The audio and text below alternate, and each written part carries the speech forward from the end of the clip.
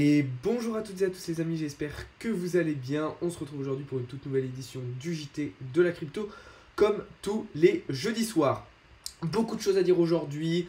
Le CAC 40 qui fait un nouveau plus haut, le Bitcoin qui s'envole, résultats d'inflation aux États-Unis et d'inscription au chômage, bref, super intéressant une fois de plus. Des marchés qui font plein de choses, qui proposent un certain nombre d'opportunités et plein d'actualités super intéressantes. Juste avant de commencer, comme d'habitude, je vous invite à vous abonner si ce n'est pas déjà fait et à rejoindre le serveur Discord, vous avez le lien dans la description. On commence tout de suite du coup avec le marché crypto qui s'envole et qui continue sa belle envolée du mois de janvier pour, depuis hier après-midi, dépasser les 24 000 dollars et même frôler, j'ai envie de dire, les 25 000 dollars. Donc quasiment plus 8% sur Bitcoin, plus 5,62% sur Ethereum et une grosse majorité des alts qui eux aussi ont très bien performé. On le verra tout à l'heure, ça nous a permis de prendre un certain nombre de trades très intéressants. Du côté de l'indice Fahrenheit, on repart dans un niveau de confiance assez intéressant. On reprend encore plus de confiance. On est de plus en plus optimiste avec un indice Fahrenheit aujourd'hui qui repart en direction des 62. Alors, cette analyse Bitcoin, ce qui s'est passé sur Bitcoin, je vous avais prévenu. Hier matin, je vous avais dit, écoutez, je trouve qu'il y a un changement de dynamique, il y a un changement de comportement sur le momentum sur Bitcoin. Je le vois bien partir rapidement vers les 24 000 dollars et c'est exactement ce qui s'est passé. Vous pouvez aller voir sur TikTok, sur Twitter, dans le Discord, bref. Je vous avais fait cette analyse un petit peu partout et ça s'est avéré vrai. Un Bitcoin qui a décollé très rapidement vers les 24 000 dollars. Dans un contexte, dans la continuité de ce qu'on a pu avoir au mois de janvier, dans un contexte un petit peu particulier. Toujours de la macroéconomie qui n'est pas forcément favorable. Voilà, une Fed qui veut continuer d'hausser les taux d'intérêt directeurs. Là, il y a eu du FUD autour de l'USDT, il y a eu du FUD autour du BUSD et de Binance. Donc, on avait tout un contexte qui n'était pas forcément favorable. Et malgré ça, on a un Bitcoin qui continue de performer et qui, en plus de ça, et c'est là que ça va être très intéressant, qui se décorrèle un petit peu des marchés financiers traditionnels. Parce que Bitcoin a monté. Mais le dollar, lui, n'a pas bougé. On aurait pu s'attendre à ce que cette chute cette hausse du Bitcoin soit par exemple lancée par le fait qu'on ait un dollar qui chute. Pas du tout. Le dollar n'a pas chuté. Même chose du côté du S&P 500. Généralement, voilà, on sait que quand le dollar chute, on a donc un S&P 500 qui monte et donc un Bitcoin qui monte aussi. Même chose, le S&P 500 n'a quasiment pas bougé. Donc on a un Bitcoin qui fait un petit peu son bout de chemin tranquille. Alors il y a deux options. Soit on est en train de faire un gros bull trap, on est face à un gros piège et on va se faire tous avoir.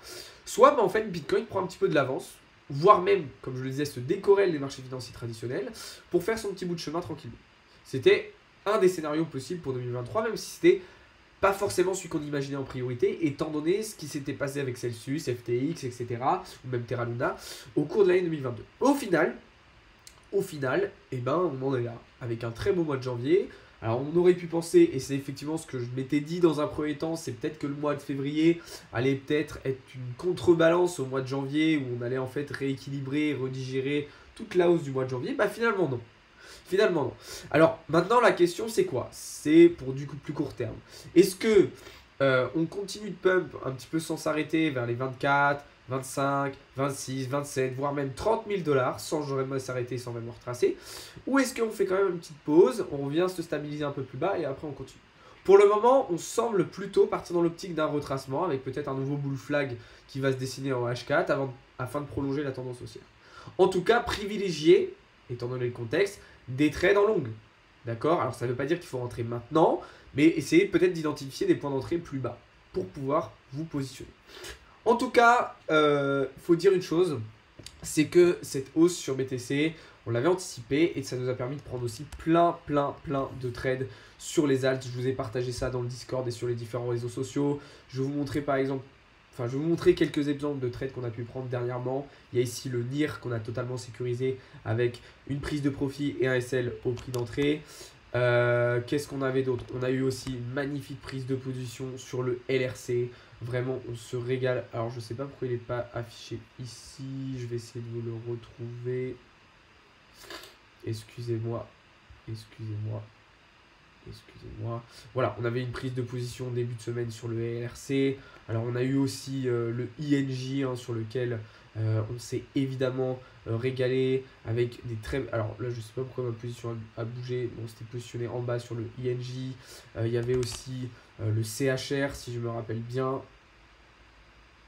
Voilà, donc Hop, forcément, du coup, on n'est pas encore rentré sur ce short, hein, on le garde pour plus tard. Mais le long qui est ici, vraiment, on s'est régalé.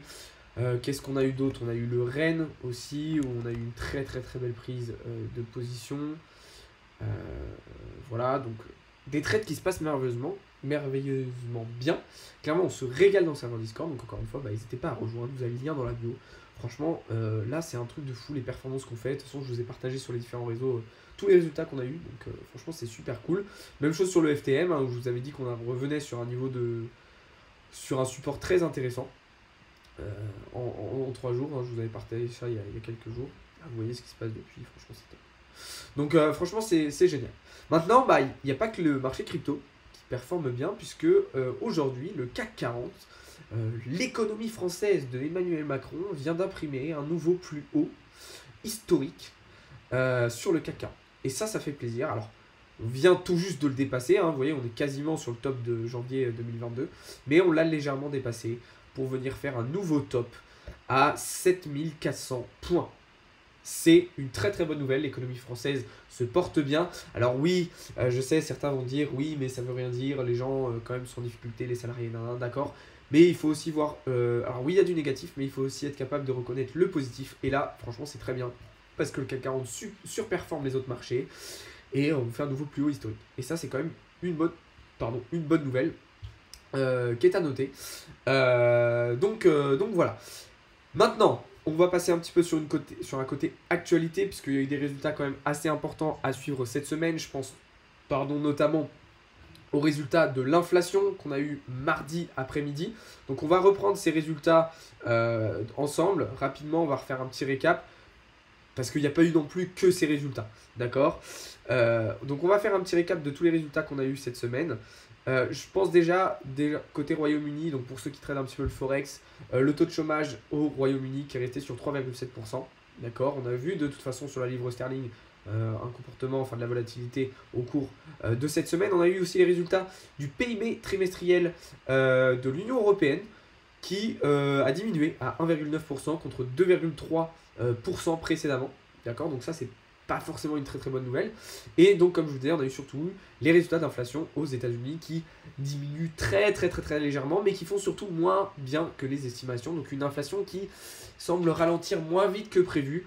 De toute façon, on le sait, la Fed va probablement continuer d'hausser ses taux directeurs. Désormais, on table plutôt sur des taux directeurs qui vont monter jusqu'à 5,25, voire même 5,5% dans les prochains mois. Donc ça, c'est une certitude.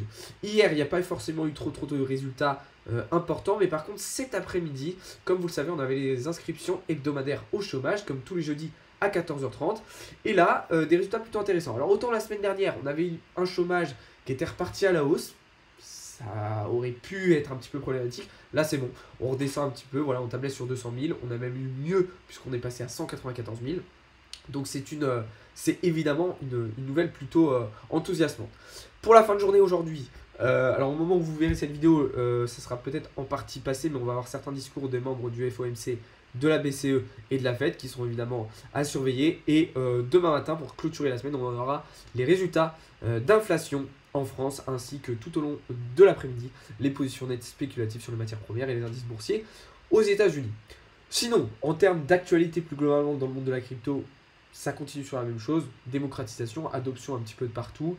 On a continué à avoir des news du côté de FTX et de SBF, toujours la même chose. On essaye de récupérer un peu de l'argent partout. Je ne vais pas y revenir parce que ça sera un petit peu répétitif et on répète un petit peu tout le temps la même chose. Donc voilà, je fais pas une vidéo trop longue aujourd'hui parce que comme vous le voyez, je suis totalement malade, j'ai ma voix qui commence déjà à péter un câble. Donc je tenais quand même à vous faire ce petit point. Merci beaucoup d'avoir regardé cette vidéo les amis. N'hésitez pas encore une fois à vous abonner, à rejoindre le serveur Discord, vous avez le lien en bio et en description. N'hésitez pas non plus à aller voir toutes les autres vidéos qui sont sorties récemment. D'ailleurs on vient de passer les 2000 abonnés sur ma chaîne YouTube, ça fait extrêmement plaisir. Donc voilà. Sur ce, profitez de ce que propose le marché. N'hésitez pas à poser vos questions dans les commentaires ou même dans le Discord ou même en privé. Enfin voilà, vous connaissez la chanson.